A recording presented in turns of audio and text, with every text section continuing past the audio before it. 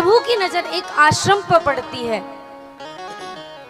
आश्रम एक दीख मग माही, खग मृग जीव जंतु तह नाही। राम जी जैसे ही उस आश्रम के निकट पहुंचे तो बड़े आश्चर्यचकित हो गए। कैसे कि पहली बात तो उस आश्रम के चारों तरफ जो पेड़ पौधे लगे हुए थे वह सूख सूख कर मर चुके थे। उस आश्रम में एक अलग ही प्रकार की अशांति थी। कहीं पर हम किसी आश्रम में जाते हैं तो अलग ही हमें मन में एक आनंद सा प्रकट होता है कि इस आश्रम में बैठ करके, इस ऋषि मुनियों की तपोस्थली में बैठ करके हम कुछ देर भगवान का नाम स्मरण कर लें। कुछ आश्रम ऐसे होते हैं, परंतु जब उस आश्रम को प्रभु ने देखा तो उनके मन में एक अशांति छा गई। ऐसा प्रतीत हुआ कि ये कैसा उजड़ा हुआ आश्रम है, इसकी क्या गाथा हो सकती है, इसकी क्या कथा हो सकती है। तब यहाँ पर विश्वामित्र जी ने माता अहिल्या की सारी कथा एवं व्यथा बताई कि कहा कि राम, ये आश्रम गौतम ऋषि का है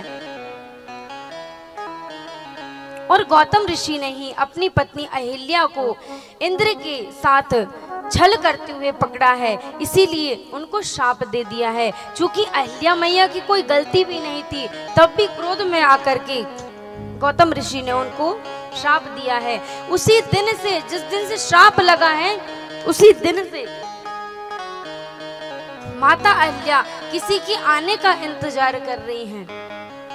प्रभु ने पूछा, गुरुदेव ये किसका आने का इंतजार कर रही हैं? तब विश्वामित्र जी ने बड़ी सुंदर बात बताई। विश्वामित्र जी कहते हैं, राम, इस समाज में किसी को गिरा हुआ देखकर हर किसी व्यक्ति को यह आता है कि उस व्यक्ति को कैसे गिराया जाए, कैसे उस व्यक्ति को नीचा दिखाया जाए, कैसे उस व्यक्ति का अपमान किया जाए। परंतु एक नीच व्यक्ति को, एक गिरे हुए व्यक्ति को उठाना तो किसी दीन दयाल का काम है, उठाना तो कोई एक बिरला व्यक्ति ही कर सकता है। ऐसे ही एक बिरला, ऐसे ही दीन दयाल की अहिल्या इंतजार कर रही है, प्रतीक्षा कर रही हैं।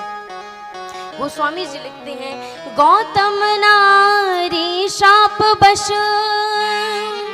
उपल देह धरी धीर, चरण कमल रज चाहती कृपा करहु रघुवीर। यह आपके चरणों को चाहती है, चरणों की रज को चाहती है। वह चाहती हैं कि प्रभु मेरे पत्थर जैसे स्वरूप पर पैर रख दे, परंतु प्रभु राम ने अहिल्या को अपनी माता के स्वरूप देखा तो अपने चरण नहीं रखे, अपने चरणों की रज को उस पत्थर पर डाला है। और जैसे ही रज को डाला है, वह पत्थर एक सुंदर नारी के रूप में परिवर्तित हो गई, एक पतित पावन के रूप में पवित्र हो गई। और यहाँ पर बड़ा सुंदर छंद आता है, परशत पद पावन शोकन शावन, प्रकट भई तप पुंज सही, परशत पद पावन शोकन सावन, प्रकट भई तब पुंज सही। देखत रघुनायक जन सुखदायक, सन्मुख है कर जोरी रही, परशत पद पावन शोभन सावन, तप पुंज सही। देखत रघुनायक जन सुखदायक, सन्मुख है कर जोरी रही, परशत पद पावन शोकन शावन, प्रकट भई तब पुंज सखी। देखत रघुनायक जन सुखदायक,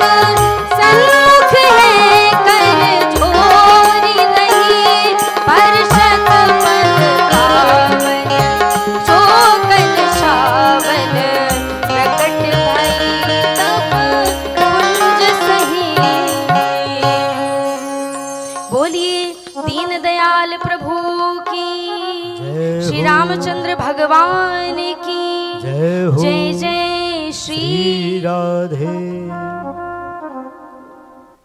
माता अहिल्या प्रकट हुई हैं और प्रकट हो करके, सन्मुख हो करके, कर जोड़ करके, हाथ जोड़ करके प्रभु को धन्यवाद करती हैं।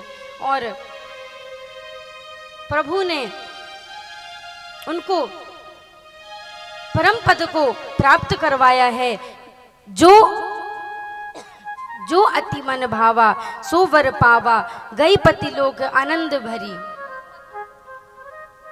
तो वह आनंद स्वरूप में आनंदित होते हुए अपने पति के लोक को जाती हैं।